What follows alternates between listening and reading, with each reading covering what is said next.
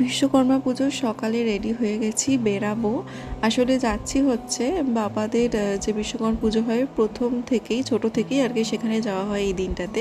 তো এই বছর আমি আমার শ্বশুরমশাই এসেছিলাম, শাশুড়ি মা শরীর খারাপ বলে আসতে পারেনি। আর এখানে বাবা মা মাসি মেসো বৌদি সবাই এসেছিল, আরও বাবার বন্ধু বান্ধবরা তো থাকবেই, তাদের ফ্যামিলি। তো প্রতি বছরই এই দিনটা খুব মজা করে কাটানো হয়। প্রতি বছর এক একবার এক একটা জায়গাতে পুজো হয়। এই বছর ব্যারাকপুরের গোডাউনে হয়েছিল, তো সেখানেই আসা হয়েছে সব পরিবারে আর কি, সবাই মিলে। তো প্রথমে গিয়ে তো একটু খাওয়া দাওয়া করে নিতে হবে, বলেছিল সবাইকে ব্রেকফাস্ট করে নেওয়ার জন্য। আর এদিকে তো গাড়িগুলোকে সব সাজানো হচ্ছে। এবছরের ঠাকুরটা এরকমই একটা ছোটোর মধ্যে আনা হয়েছিল, বাট সুন্দর সব কিছু যে কাটাকাটি চলছিল আর কি, যারা অঞ্জলি দেবে।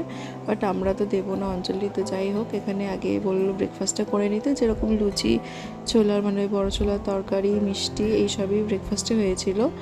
আর আমার গলার অবস্থাটা এরকম মানে এত গরম, তো সেই কারণে তো ঠান্ডা খাওয়া হয়েছে, এটা একটা কারণ। এছাড়া এত জোরে বক্স বাজছিল, শোনা যাচ্ছিল না, এত চিৎকার করে কথা বলতে হয়েছে, তার জন্য পুরো গলা টলা বসে গেছে।